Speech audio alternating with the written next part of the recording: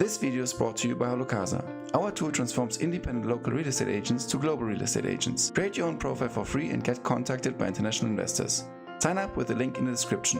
Hello and welcome everyone to our 130th session of Holocasa. My name is Michael and today I'm talking to Ryan Waller from Toronto, Canada. Ryan is a real estate agent just outside Toronto, and together with his wife, Beth, they are consistently top performing realtors in their market. Ryan has over 20 years of experience in the corporate world prior to jumping into real estate full-time in 2018.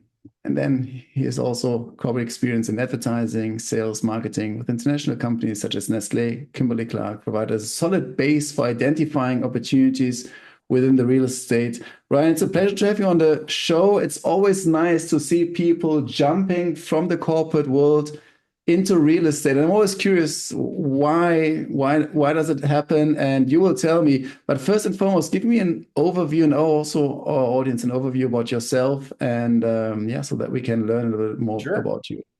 Sure. Well, your intro was great. I live in Guelph, which many people have a hard time pronouncing. It is a city that is about 45 minutes west of Toronto. We're a city of about 150,000 people. And I live here with my wife, Beth, who is also my business partner, and our three daughters, one of them who is now off at university. So it's shocking that I have an 18-year-old, to me anyways. And we sell real estate here in our city. We tend to stick within our city. There's enough business here to keep us busy. We are full-time real estate agents in Guelph. And I've been doing that full-time since 2018. And Beth joined me in 2019 when we started to get busy. And as you mentioned before that, I had a corporate career. So Ryan, I am almost getting emotional about your journey and also your success. There's this concept of 4D people, and I feel like you are nailing all of them. You're having three beautiful and amazing children, of which one is 18. You have a business partner, which you call your wife, which apparently also works. You've had a very successful corporate career before that. I need to ask you, what do you think is your success there, that you just like keep pushing on these different dimensions, which I think cannot be underestimated or understated as much as possible. Yeah, I think one of my biggest successes, which is also very interestingly my biggest failures, is that I have no problem failing. To me, I have no concern. I'm happy to try everything once, and not everything will work. But I do find a lot of people in business, and it flows into real estate, oftentimes have this fear of failing.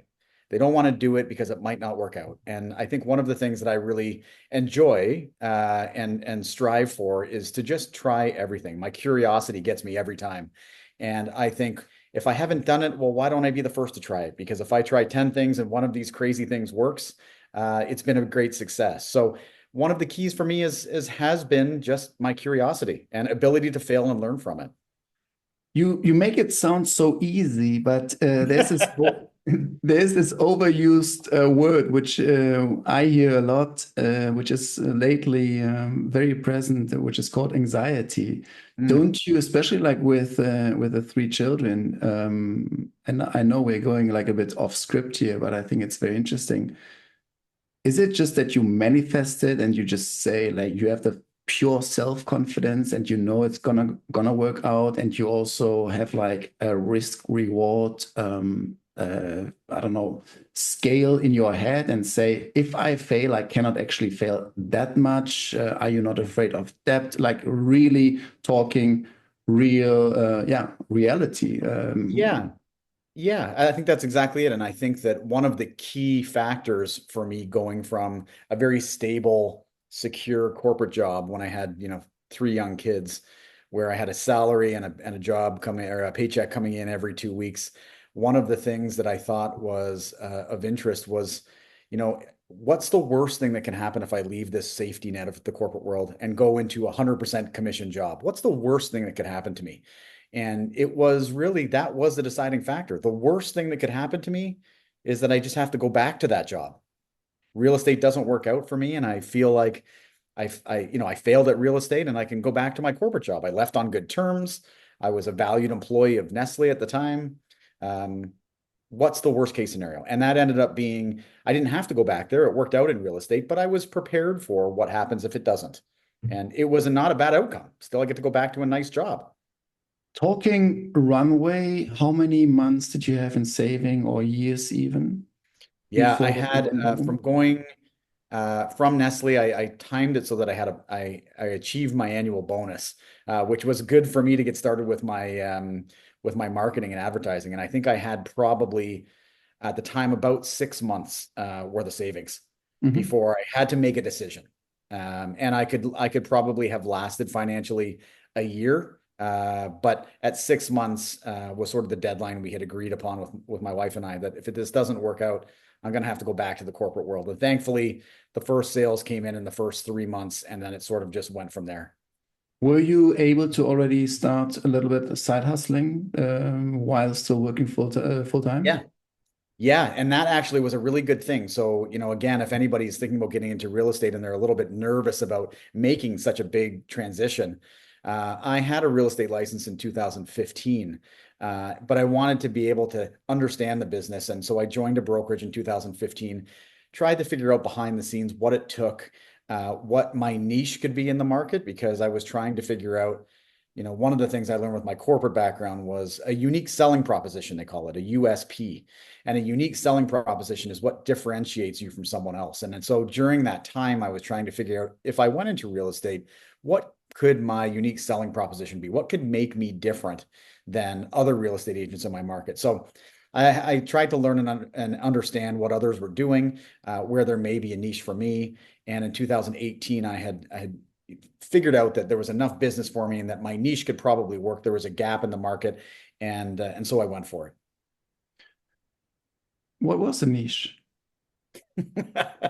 The niche was that there was no one acting as a market authority in our city of Guelph.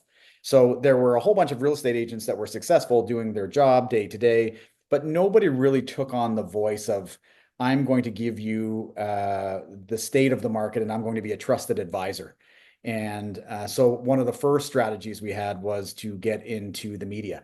So right away, we had signed up with the local news, the newspaper, which was an online newspaper in our city, and started writing monthly columns for them, just talking about the real estate market, giving different insights into the real estate market.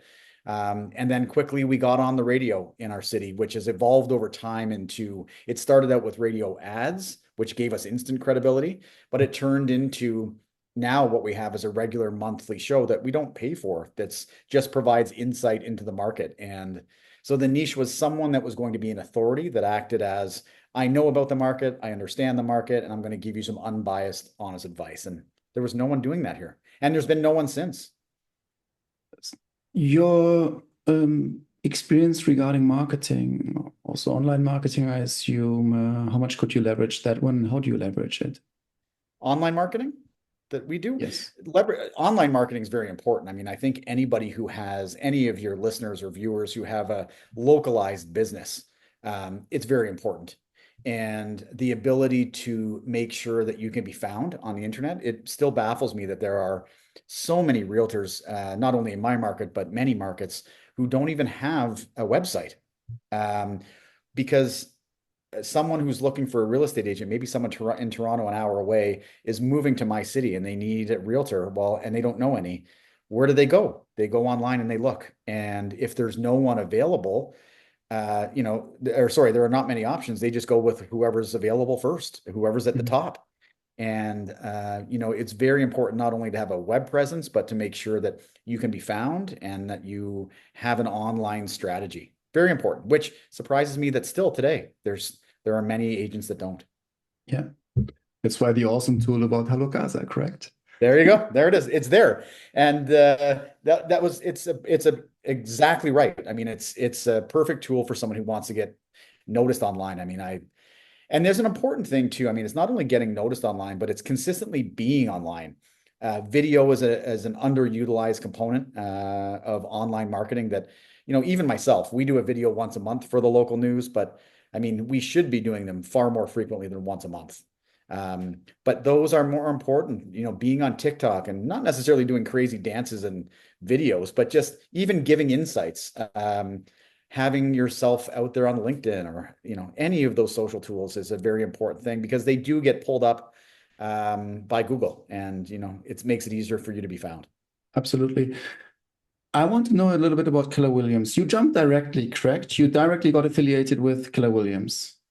No, the brokerage that I worked for, I've only been with one brokerage since I left the corporate world. I worked for a small independent in Guelph, and that independent was, you call it acquired or merged with Keller Williams at the end of 2021.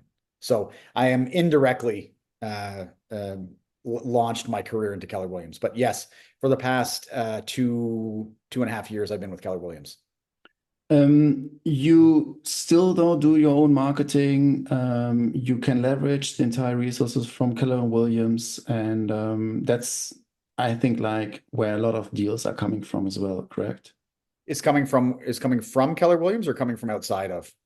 I'm asking, I assume that there's a Oh, lot coming from Keller Williams, or is it the other way around? no, it is the other way. I mean, we've adopted a strategy. One of the, I think, the unique benefits that I had at the time, I didn't realize it, but working in the corporate world and working for brand leaders. So, Kimberly-Clark, where they own the Kleenex brand that has huge equity, or Nestle that owns the Perrier and San Pellegrino brands that are number one in their categories. We often were market authorities in what we did.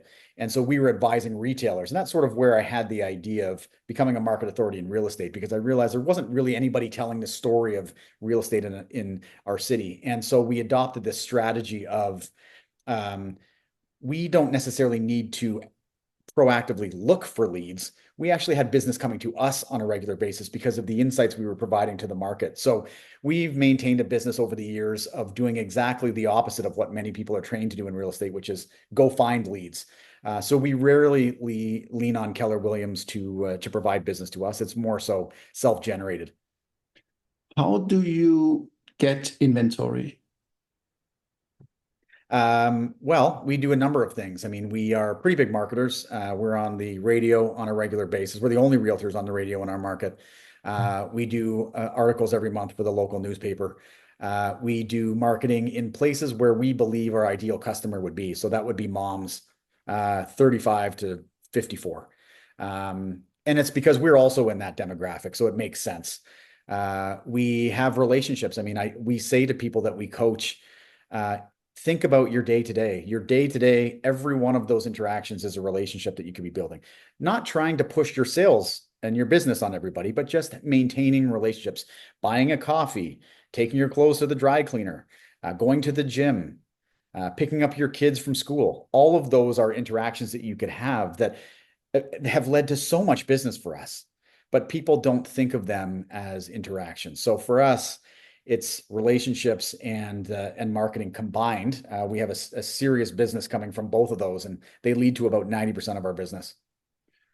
Do you think it is more the challenge to get buyer's side or seller's side in order to have like something to sell? Because I talk to many realtors and they say like I need to get like listings and listings in order to have something to sell. Is that something which you see like more on the important side, or is it also like in the US that you just like pull out the MLS inventory and you say like, okay, come with us because we are basically like the best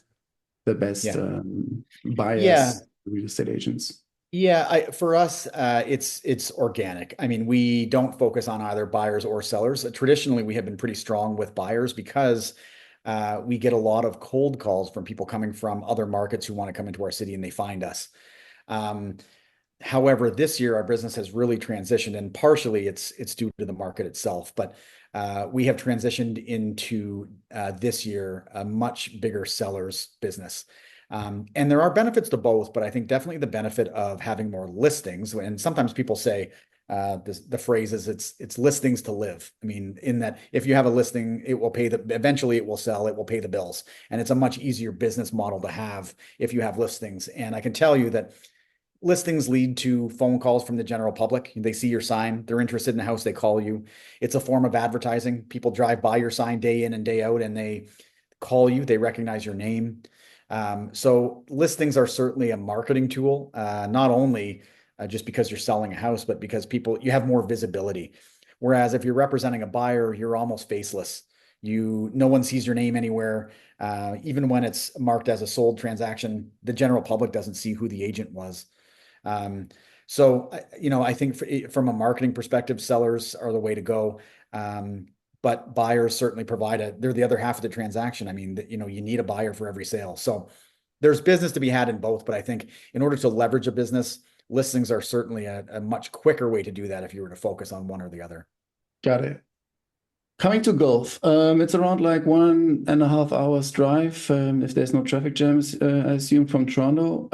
Give us an overview, especially to the audience who have never heard about this place. Guelph is it's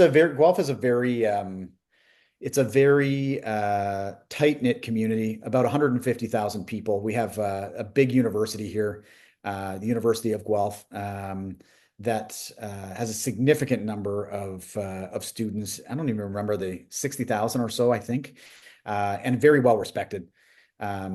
We have a lot of industry here as well. We have some big factories, some big employers here. And we are often in a situation where in the southern parts of Guelph, there are people commuting into Toronto. So an hour and a half into Toronto is probably during rush hour. You can get to Toronto. We can get to the airport here in 35, 40 minutes. So we are often considered a bedroom community of the greater Toronto area, or Toronto. And we're one of the only cities in the country to have a Green Party as an elected candidate. So we're a very people like to refer to Guelph as like a hippie city. A lot of green initiatives, a lot of environmental initiatives here. And it's a very solid community that's consistently ranked in the top 3, top 5, top 10 Canadian cities to live in. Amazing. The real estate market, and by the way, I also just looked it up, it's around like 30,000 students, which is a lot when you talk about a city of 150,000 people. So you definitely get like a very interesting attraction point and feeling of a young, vibrant city, which I now assume. Yep. The real estate market, is it, do students therefore also play an interesting role regarding... They do. Maybe like shared living spaces, but also multi-family houses, or also detached houses, less industry, I assume. How can I assume the entire real estate market there? Well, it's interesting you say that, because you're exactly right. They play a big role in housing here. We have a shortage of rental housing in this city for students, which is a problem across most Ontario or even Canadian cities. Rental availability is a problem. Parents have come to us increasingly to help us buy something, because they at least guarantee that their kid has a place to stay. The kid gets a few friends to come together, and the parent then becomes a landlord while their kid goes to university. And so kids play a significant role. Prices and available options around the university are detached, semi-detached homes, townhouses, and even student purpose condos here. And they range in price anywhere between $500,000 on the low end to $1 million on the high end. Down payment is, give me like an overview, maybe also there for like international buyers. Down payment is 10%, 20%, 30%. What can I expect there? But it depends. So it's 20, it just went up. I think it's now actually 30% for international buyers. Canada has been trying to crack down on this. We ran into a major problem with international buyers who would buy up condo developments and not even live in them. And it was taking up a lot of housing, especially in Toronto. And so they eliminated that loophole in there. And it used to be 20% down tax, and you would have to pay that upon ownership. And then you get it back if you become a Canadian citizen down the road. But they're trying to, and don't quote me on this, but I think there's actually a ban on some foreign ownership in Canada, because it became a major problem. Yeah, I was thinking that it was mainly in Vancouver. I'm not sure if that's also Yeah. like in the state of Ontario. Yeah. Um, Yeah. but I know there's like some repercussions because it was a bit too inflated, which is It was a totally bit too fine. inflated. And yeah, exactly. And you definitely need to make sure that first and foremost that the local tenants are safe and there's like Yep. affordable housing for Yep. especially like students and people who are not as wealthy as maybe Yep. very rich investors from outside. Yep. Regarding trends, therefore, in the real estate market, how do you see, like now it's September, how do you see the outlook maybe like for Q4, but also already peaking at 2025? What's your take? Yeah, well, our market is very closely tied to Toronto, very closely. So we're looking at a few years ago, the Canadian government raised interest rates a number of times. So they went up and up and up and up and up. And they, I think now are starting to admit they went a little too far. And so now they're trying to come down. And they're coming down. They've come down the last three interest rate announcements here. They've decreased the variable rate. There's another announcement next month. It's probably going to decrease again.